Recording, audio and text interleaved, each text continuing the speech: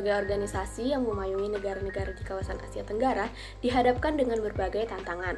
Salah satunya keamanan maritim seperti transnational crime, diantaranya permasalahan IUU fishing atau illegal, unreported, and unregulated fishing yang dihadapi oleh beberapa negara anggota ASEAN.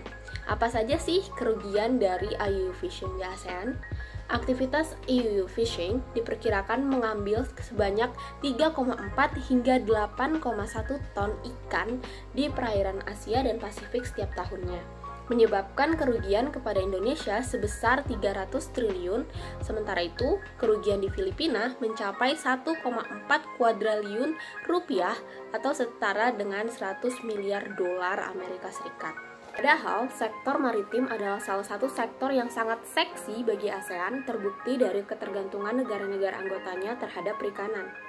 Pendapatan dari sektor maritim Indonesia menyumbang sebesar 7,86% untuk GDP Indonesia, sementara Filipina menurut data Philippine Statistic Authority tahun 2019, industri kelautannya menyumbangkan 3,6% ke GDP Filipina pada tahun 2018. Fakta ini menunjukkan bahwa maritim merupakan bagian penting terhadap perekonomian nasional kedua negara ini. Permasalahan yang muncul adalah bagaimana kedaulatan kelautan dan maritim masing-masing negara anggota ASEAN dapat terjaga dengan baik tanpa adanya tumpang tindih teritorial maupun perbatasan masing-masing negara, serta menjaga keamanan maritim dari tindakan tidak bersahabat yang dilakukan baik dari negara lain maupun oleh sesama negara anggota ASEAN seperti masuk tanpa izin, illegal fishing, dan tindakan lain yang dapat mengganggu keamanan ASEAN.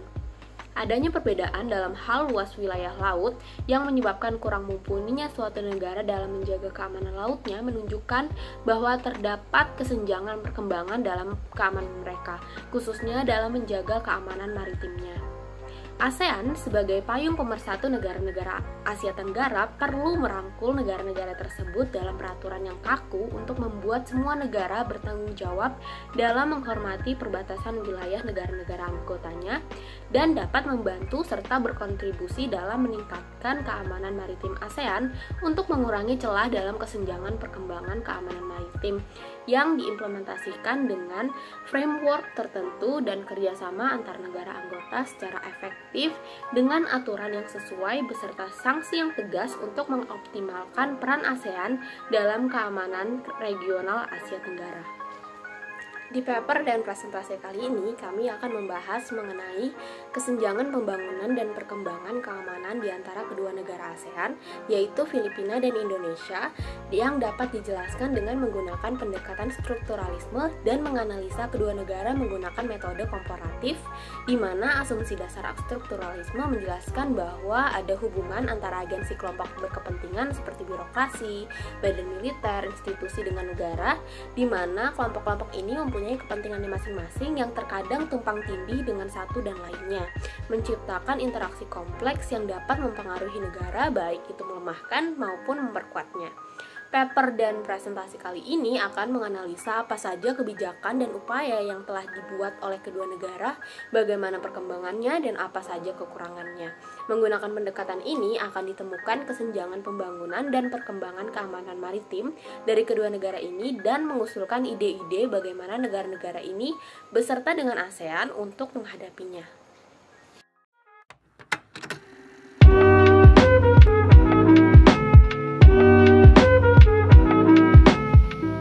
Fishing sendiri terjadi akibat semakin tingginya permintaan ikan dari perusahaan-perusahaan besar seperti Fongchun Formosa asal Taiwan dan juga Bumblebee asal AS. Demi memenuhi permintaan ini, nelayan mulai mengubah cara penangkapan ikan mereka, seperti mereka mulai menggunakan pukat harimau dan juga penggunaan zat sodium cyanida.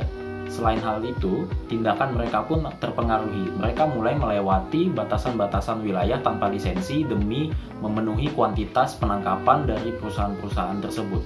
Tentu saja, hal ini berdampak terhadap pendapatan nelayan lokal di mana mereka lebih susah untuk mendapatkan ikan dan juga terhadap kerusakan lingkungan yang terjadi akibat penggunaan zat keras dan juga overfishing.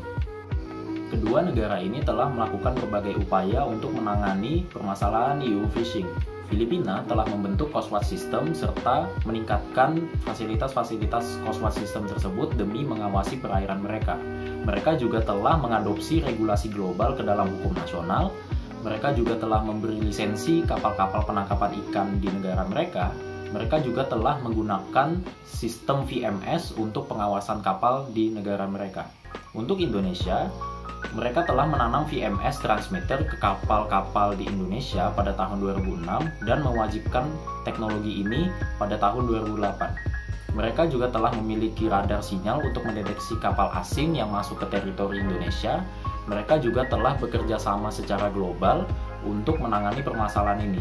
Contohnya, pada tahun 2017, Indonesia membagikan data VMS mereka kepada organisasi Global Fishing Watch. Upaya lain yang dilakukan oleh Indonesia dan Filipina adalah dengan menerapkan berbagai kebijakan. Filipina pada tahun 2013 melalui presiden mereka Benigno S. Aquino mengeluarkan perintah eksekutif yang berisi penerapan perencanaan nasional dalam penanganan EU fishing secara efektif. Pada tahun 2015, Filipina juga telah melakukan berbagai amandemen yang meningkatkan denda dan sanksi administratif yang tentu saja berpengaruh terhadap efek jera dari pelaku-pelaku EU fishing tersebut. Indonesia pada tahun 2014 melalui kebijakan Menteri Kelautan dan Perikanan Susi Pujiastuti setidaknya telah menenggelamkan 516 kapal yang beroperasi secara ilegal di perairan Indonesia. Kapal ini berasal dari Vietnam, Filipina, Malaysia, bahkan dari Indonesia sendiri. Kebijakan lain yang diterapkan adalah pelarangan penggunaan pukat harimau atau trawling dalam penangkapan ikan. Hal ini terbukti berhasil di mana penangkapan ikan asing berkurang sebanyak 90% dan penangkapan ikan secara menyeluruh berkurang sebanyak 25%, yang tidak hanya berdampak bagi pendapatan negara, tetapi juga berdampak terhadap keberlangsungan ekosistem laut. Meskipun mengalami keberhasilan, kebijakan-kebijakan ini justru tidak dilanjutkan oleh Menteri Kelautan dan Perikanan selanjutnya, yaitu Edi Prabowo. Edi Prabowo mengganti kebijakan penenggelaman kapal dan mengubahnya menjadi penyitaan kapal, di mana kapal penangkap ikan ilegal akan disita dan akhirnya dilelang kembali. Kebijakan ini dibilang tidak efektif karena pada Januari 2020, kapal Vietnam yang telah disita oleh pemerintah Indonesia justru kembali ke tangan penangkap ilegal itu sendiri melalui pelelangan. Kebijakan lain yang diterapkan adalah pembubaran Satgas 115 yang masa tugasnya habis pada Desember 2019. Kebijakan-kebijakan yang diterapkan oleh Edi Prabowo ini terbilang tidak efektif dan berdampak buruk terhadap penanganan EU fishing di Indonesia itu sendiri. Hal tersebut dapat kita lihat di mana pada Desember 2019, 2 bulan setelah turunnya Susi Pujiastuti dari jabatan Menteri Kelautan dan Perikanan, 50 kapal Tiongkok terlihat kembali di perairan Indonesia yang akhirnya mengambil ikan-ikan yang ada di Indonesia. Berdasarkan penjelasan sebelumnya, kita dapat melihat kesenjangan yang terjadi antara Indonesia dan juga Filipina. Kesenjangan pertama adalah dari segi pembuatan kebijakan, di mana kebijakan Indonesia cenderung dipengaruhi oleh dinamika politik yang terjadi di dalamnya, seperti pergantian jajaran kementerian yang akan berpengaruh terhadap kebijakan-kebijakan apa yang akan diterapkan oleh Indonesia ke depannya. Hal ini tidak terjadi di Filipina, di mana kebijakan mereka cenderung lebih progresif dan juga lebih konsisten. Kesenjangan kedua adalah dari segi penggunaan teknologi, di mana Indonesia cenderung lebih unggul dalam penggunaan teknologi VMS karena menerapkannya terlebih dahulu.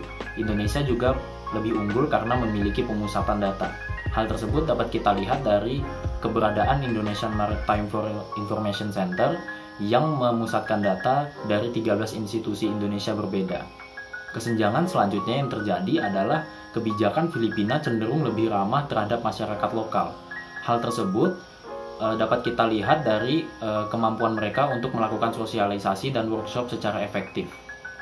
Kebijakan ini juga lebih ramah terhadap masyarakat, di mana mereka mempermudah proses pembuatan lisensi oleh masyarakat lokal. Hal ini tidak terjadi di Indonesia, di mana nelayan lokal cenderung dipersulit oleh birokrasi apabila ingin melakukan pembuatan lisensi untuk kapal mereka.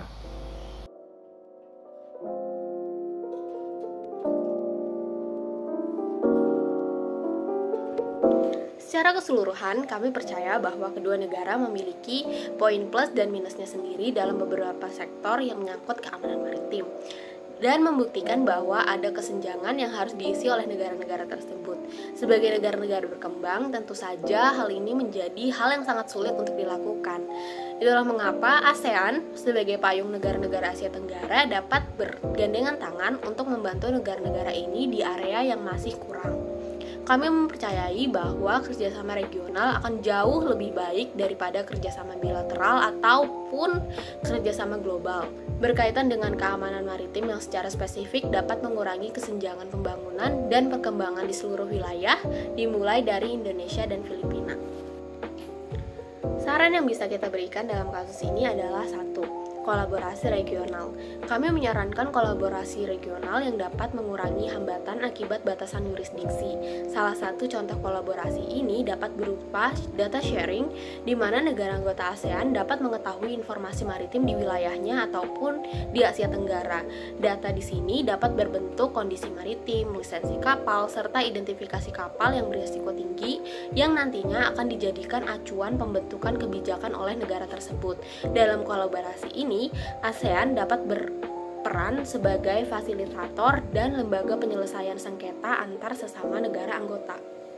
Saran selanjutnya adalah standarisasi regional, di mana standarisasi ini berfungsi sebagai pedoman bagi negara-negara anggota tentang hal-hal yang harus dicapai terkait penanganan IUU fishing. Di sini ASEAN akan memberikan target kepada negara anggota dan memastikan semua negara anggota dapat mencapai target tersebut. Selain menentukan target, ASEAN juga dapat memberikan fasilitas kepada negara yang dianggap kurang kompeten untuk mencapai target yang telah ditentukan. Standarisasi di sini seperti 1. Teknologi. Standarisasi teknologi sangat berguna bagi penanganan IUU fishing. Oleh karena itu, ASEAN harus memastikan bahwa negara anggotanya memiliki teknologi yang cocok antara sesama negara anggota. Nantinya, teknologi ini akan digunakan untuk membentuk suatu sistem di mana negara anggota dapat berkolaborasi tanpa adanya hambatan teknis, seperti perbedaan sistem. Nantinya, ASEAN akan berperan sebagai pihak yang mengawasi perkembangan teknologi keamanan maritim anggotanya, serta menentukan target yang harus dicapai dan memberikan sokongan baik berupa informasi, teknologi, ataupun dana kepada negara anggota yang tidak mampu mencapai target yang ditentukan oleh ASEAN. Tidak hanya itu, kebijakan yang mengatur tentang hukuman untuk memberikan efek jera juga dibutuhkan tidak hanya kepada pihak-pihak yang terlibat secara langsung, tetapi semua pihak ketiga yang menikmati hasil IUU fishing. Kebijakan ini harus mempersangkutkan semua stakeholder termasuk perusahaan perikanan yang mendapatkan suplai ikannya dari pelaku IUU fishing. Kebijakan ini dapat diintegrasikan di seluruh ASEAN dan dapat diimplementasikan dalam bentuk pelarangan regional atau regional ban, di mana semua negara anggota ASEAN mendapatkan informasi dan pemberitahuan tentang pelanggaran yang suatu perusahaan atau bisnis perikanan lakukan, dengan memboikot produk perusahaan tersebut. Dengan integrasi regional semacam ini, yang merasakan efek jera tidak hanya nelayan atau pelaku IUU fishing, tetapi kepada semua pihak. Hal ini akan mendorong semua perusahaan dan bisnis perikanan untuk menjadi lebih aware mengenai sumber pasokan ikan mereka, sehingga efek jera bisa benar-benar dirasakan oleh semua stakeholder untuk benar-benar memberantas IUU fishing.